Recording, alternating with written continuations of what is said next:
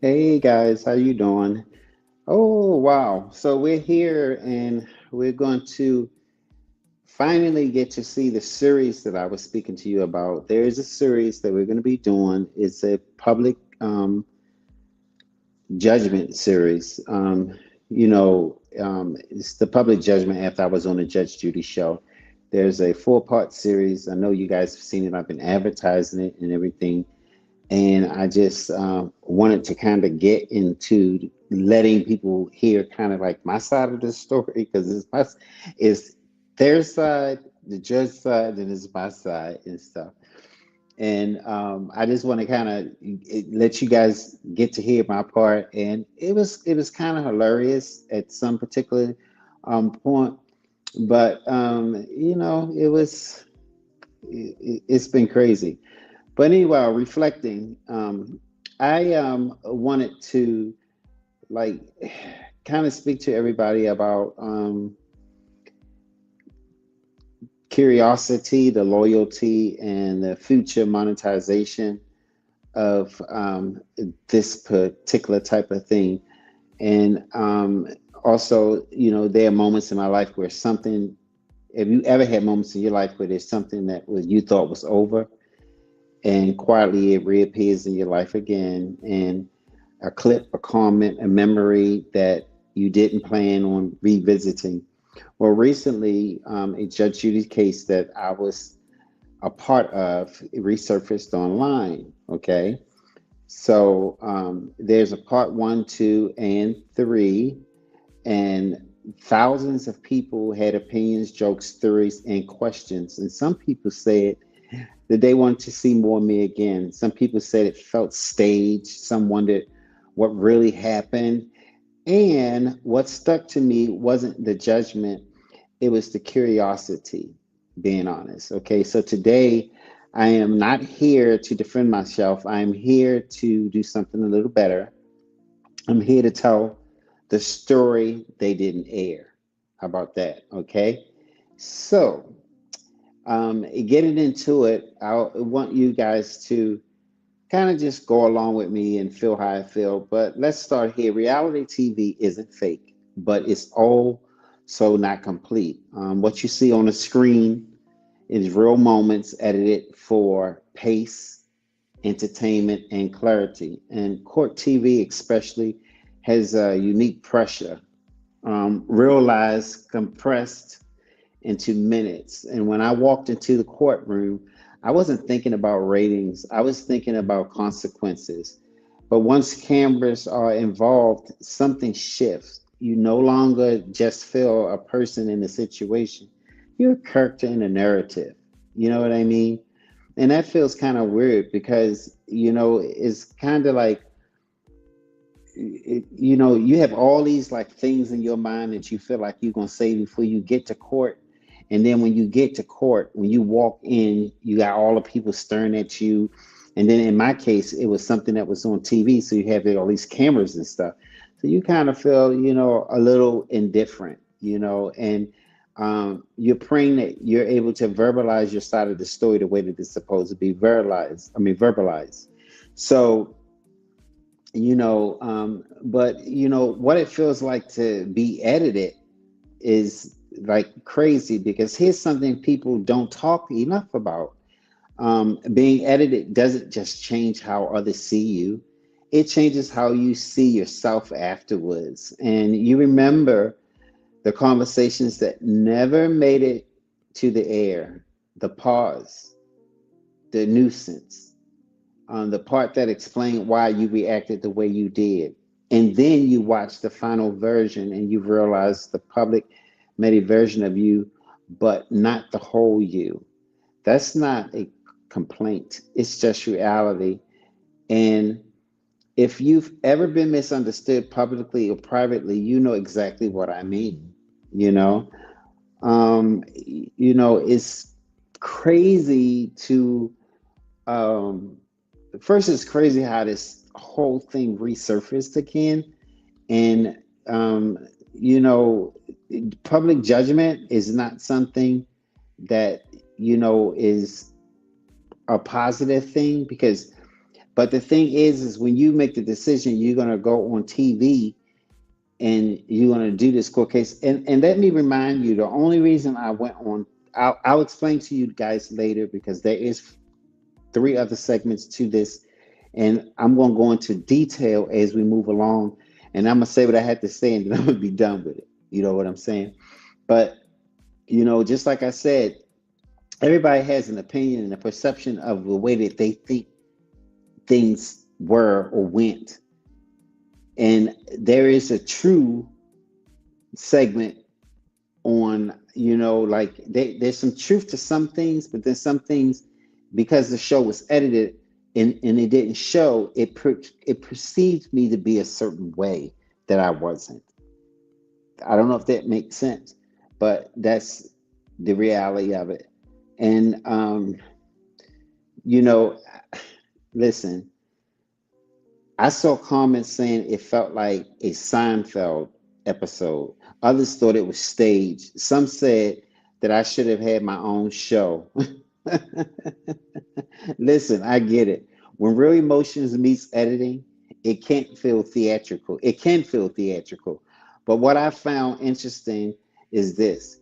People weren't mocking, I'm sorry, they were engaged. And they wanted more content, more depth, more humility, um, that tells something important about where we were from culturally. People are tired of surface level narratives. Um, they want the why, not just the what. You know what I mean? To people in their lives, they want to kind of get to know the individual, and that when you see something for a few minutes into um, if you only have a certain amount of time where you can film, then to get a point across or to get a narrative down, they have to cut and do all kinds of things because trust me, the show was way longer than what y'all seen it was. And I was surprised that they actually aired only what they aired. Like they picked those pieces out. But again, it's TV and all these type of syndications and stuff, they're out to make money. Um, and it makes for good television. I was laughing. I mean, I thought it was hilarious. It was funny, and I don't know if any of you guys got to see it, but it was funny.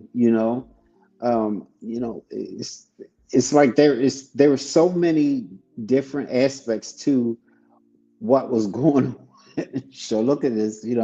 They these are images that I created from the show because legally I cannot just copy images from Judge Judy's show. You guys know that. So, that's what I was saying about artificial intelligence. I'm able to uh, duplicate scenes and everything and to give you guys the real life feeling of what it was like to actually be there. But, getting back to what I was saying, sometimes the judgment causes personal cost. You know what I'm saying? And which it doesn't even get discussed enough is the aftermath. Life doesn't pause because an episode airs. You still have relationships, careers, and a reputation, okay? And when thousands of strangers feel like they know you, you have to decide who actually gets access to you, okay? And the experience taught me restraint, boundaries, and something else that's priceless, okay? Not every moment needs to be explained immediately. That is what it taught me. I don't feel like when it happened, I didn't feel like, oh, I need to give an explanation because I was in a whole total different mindset, you know. Um, wow, I can't even explain to you the mindset I was in. But people felt like they knew me. They were prejudging me, my sexual orientation. You guys just don't know the judgment that kind of took place after the show. And I don't think nobody really think about like what happens to a person after the show is aired. You know what I mean? Um, but I built strength. There you go, quiet strength. In my mind, on how to deal with this particular situation. Clarity requires confidence. You know what I mean? I knew who I was. I knew how, I knew what this whole situation was about. I knew the true story, and I knew how I had to respond and how I had to be. You know what I'm saying? And I had to walk with my head high. You guys just don't even know. I had to walk with my head high and not allow the situation or the circumstances to like grab hold of me and put me in a exclusive position where I was depressed, or let the naysayers and all of the noise that came afterwards, because the noise was something. You know what I mean? It was it was something. Um, Man, you guys just don't know what I went through and something. But let's. Why I'm talking about it now is so why speak now? Okay, because timing matters, and because enough distance, you know what I'm saying, creates clarity, and because stories don't expire, they mature. So this isn't about reopening a case. It's about reclaiming the narrative, the ownership. And if you've ever been reduced to a headline, a rumor, or a moment, I want you to hear this clearly. You are allowed to outgrow the version of you that people remember. Okay? That's more than anything, is that we're able to outgrow. And I want to say something today. Some stories deserve space. But if this episode resonates, stay close, because this isn't the only story I'm ready to tell. This is Chatterbox, and sometimes the real conversations start after cameras start rolling. You know what I mean? And that's that's it really in a nutshell, is that the real story starts because the cameras only give one perception of you. I think Chatterbox is probably one of the platforms that actually showcase me truly for who I am, because this is a platform where I can come on, I can be faithful, I could talk to you guys, I could tell you guys how I feel, and and then hear your comments, or we talk on different subject matters, and we can talk about things, because y'all know my favorite thing is that I believe that if there's a situation, you talk about it and then you move on. And when I started to air Chatterbox and everything, I knew that there might be some people who knew about my past, or knew about this, or knew about that, and they were going to hedge judgment. And then I was putting myself in a position where I would be ridiculed, just as well as liked. You know what I mean? Who's to say what?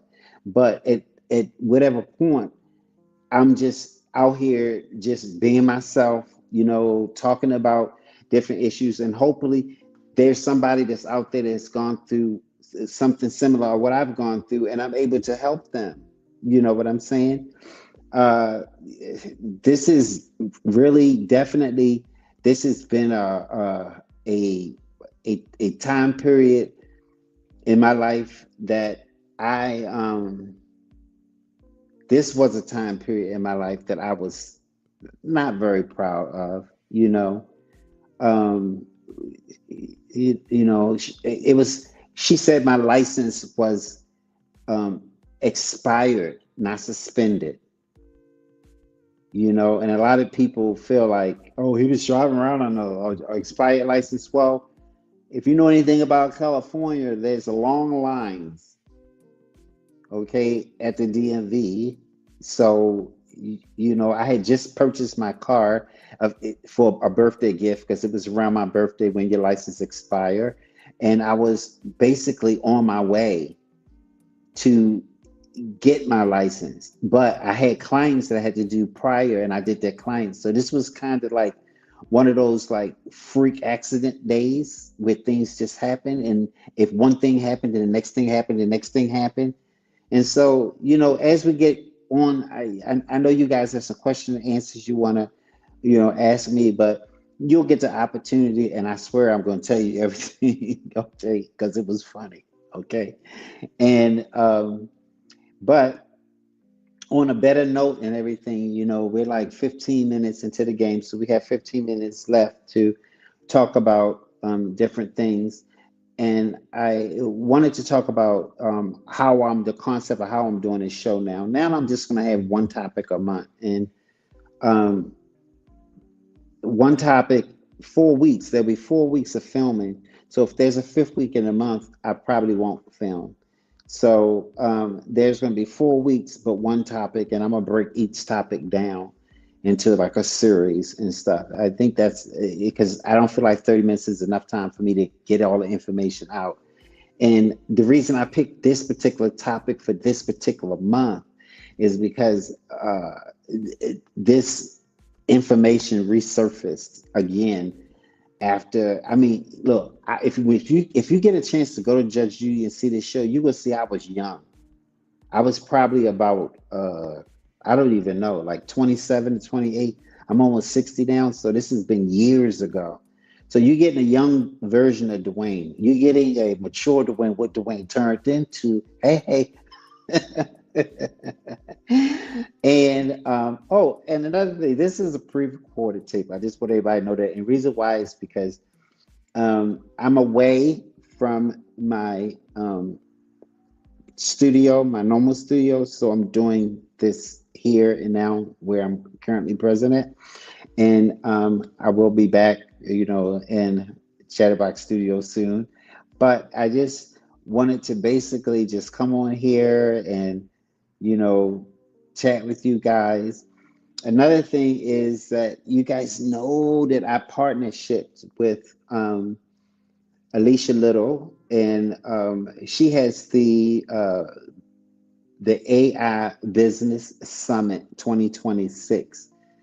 And oh my God, I keep talking to you guys about the AI Summit and stuff. I've been able to create, I don't know if you guys been watching my social media and stuff, but all of this stuff has been created with AI.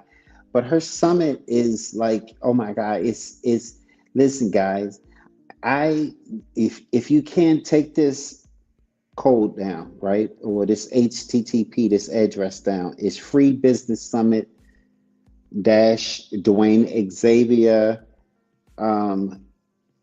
my dot Canva dot site. And this is like the reason this is a link tree.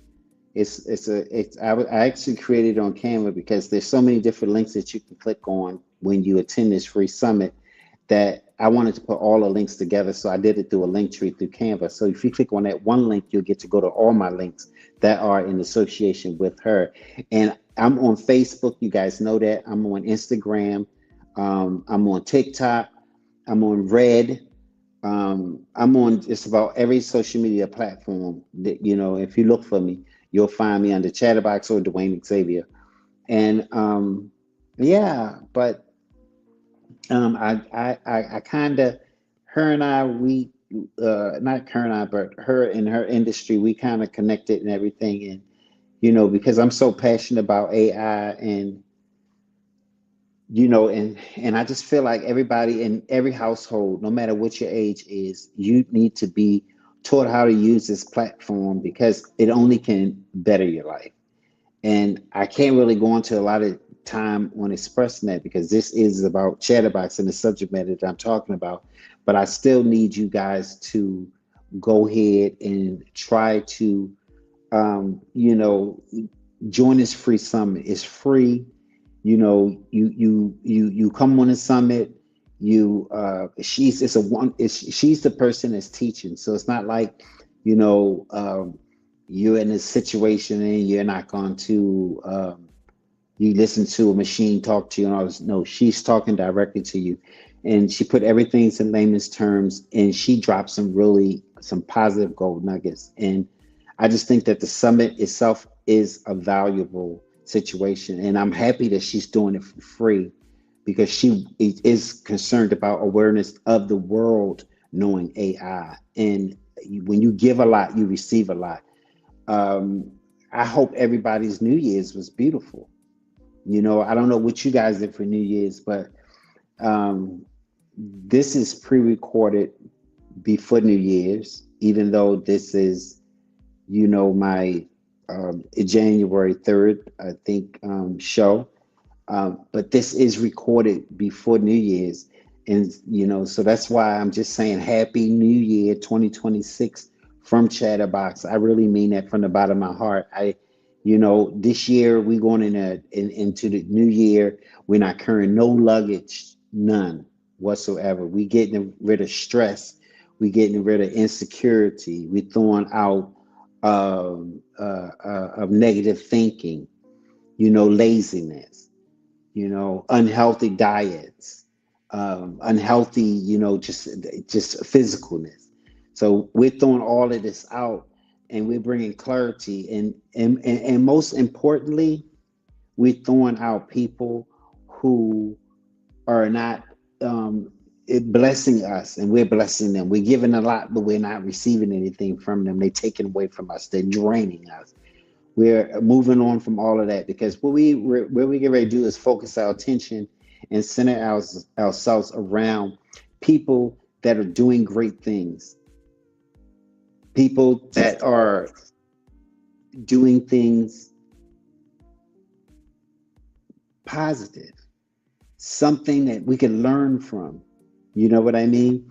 So, but again, um, join the summit. Is free. And I'm telling you guys right now, if you don't join the summit, it's like you can lead them to the water, but you can't make them drink, and I'm not even going to be passionate about showing this, or trying to get you guys involved in this if it wasn't beneficial. So that's a giving. Another thing that I want to go back and talk to you about is, you know, uh, public judgment. Okay. Hey, listen, guys, it's not a good thing. See, it's one thing to be on TV, but when you're on TV and you being aired, and and the world is scrutinizing you. Don't get me wrong. The reason I was probably laughing and smiling is because I didn't have to pay the bill anyway. Judge Judy paid it. You know what I'm saying? They paid the bill. So just going on a show, I was like, any way I can get this obnoxious person from, then I'll do it. That's what that was really about. And so that's being totally honest. But there's some other things that I want to talk about that, you know, it sways. There's life after the show. You know, there's life after the show. You don't know opportunities that were misjudged because of the show, or because the way people perceive to see me, as far as not having a license and not having insurance and all of this kind of stuff. I was going to have to go into real detail about really what it was about, because I was a business owner. Okay, I didn't have an expired license. I mean, what do you call it?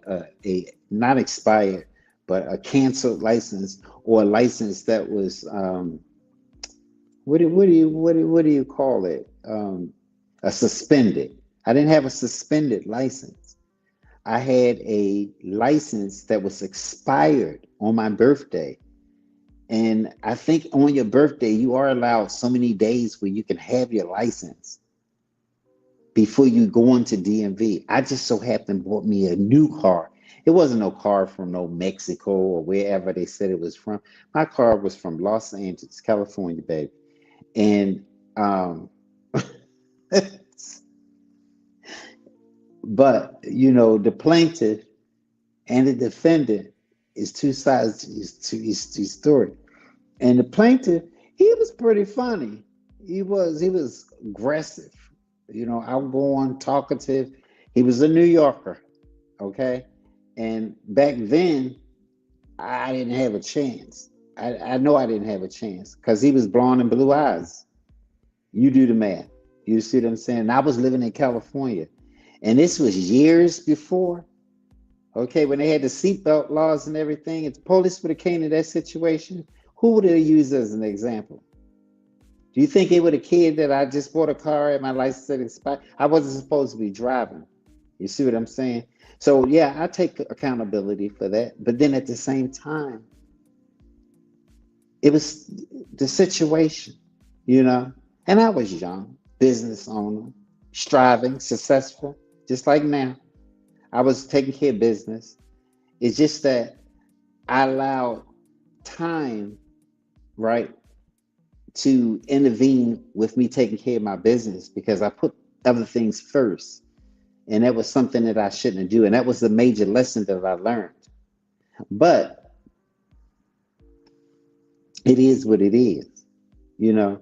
So if you want to like hear more about this show, you know, because of this, what they didn't air, we talked about that. But when you come the next show, I'm going to talk about what public judgment does to identity, because that's the part that really affected me in far as careers and all kinds of things, and how people misjudged me, and I missed out on opportunity. But then I want to talk about how I reclaimed it. You know what I'm saying? My narrative, how I reclaimed it. Okay. And when to stop explaining myself. That was something that, you know, I feel like, yeah, um, I need to really break that down to you guys. Okay. So that you can learn from my mistakes, and you know, also for you to just learn from this your own personal situations, and realizing that you don't really owe nobody an apology. And we're going to go deep into that, you know, on the other three segments that we have. But I just wanted to say, you guys, thank you really for joining me. And you know, Steven, you know, he's behind the scenes, but my AI guy, he's behind the scenes, but he helps me out a lot. I gave him a face, a name, and everything. You know what I'm saying? He is my co-host. I haven't really brought him into the show, but he helps. He's like my assistant and my production manager. He helps me behind the scenes. And I'm going to do another show on AI, and I'm going to go into full detail about how that works and everything too. And again, if you guys have any questions, I mean, any questions, I always say that, you know, you can contact me. You know what I mean? I got my email address, my telephone number there. You can reach out to me through email, and you can ask me any questions about the summit, about artificial intelligence. You know, you can. I'm here. I swear I'm here. Anybody that I can get this knowledge to, because knowledge is power. I ain't trying to like be one of them people that's trying to take it away from nobody. I'm trying to get the knowledge and everything. And then y'all know how I feel about everything. I always tell you guys, subscribe, rate, and review the podcast. You know, follow me on social media, you guys. Share the episode with someone who you might think it might help. You know what I mean? Even if it's in a hilarious way. I want you guys to keep me here. You know what I'm saying? Because I'm one of those people where as though when I got a lot of patience. Don't get me wrong. I'm gonna be here for a while, but I have been known in the past that if things aren't working the way that I want them to within the time frame that I'm doing, then I feel like I'm wasting my time. And you know, if for some reason I don't feel that way here on this platform, because we talk about some amazing subjects and everything, you know, so I'm there with you guys. I'm right there with you, but I still need your participation. So if you could like my show, you know, spread the word, talk about it, or whatever, you know what I mean. Do it. Remember, you know what I'm saying. Public judgment, you know, after Judge Judy is what we're going to be talking about in this series this month. We go already all the way to the January the 24th, 2026. This is Dwayne Xavier again, and I'm your host of Chatterbox, and now I am Chatterbox Media Network. Okay, and That's all I got to say. So I just wanted to say thank you guys for joining in. And remember the summit, okay? Remember the summit. And I'll talk to you later, and I'll see you on the next show. God bless you guys, and Happy New Year.